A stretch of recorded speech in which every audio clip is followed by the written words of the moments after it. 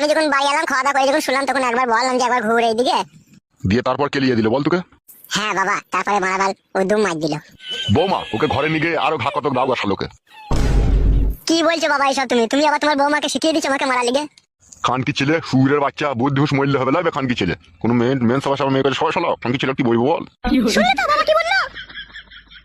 এসো ঘরে, এসো ঘরে, এসে শোগা। আমি যাবো না বড়া, আমি বাবার কাছে এই ঘরে শুয়ে থাকবো। কি বললি ফেদা মুখো? এখানে কোথায় শুবিবে?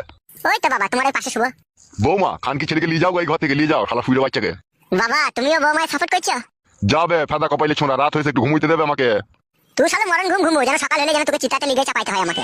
এসো গো, ঘরে এসো। যাবে বুকা চোদা ঘরে গিয়ে শুকাবে, রাতকে তুন করি নেবে শুকাবে। বউরে আর মারবি না তো বড়া? না আর মারবো না, এসো।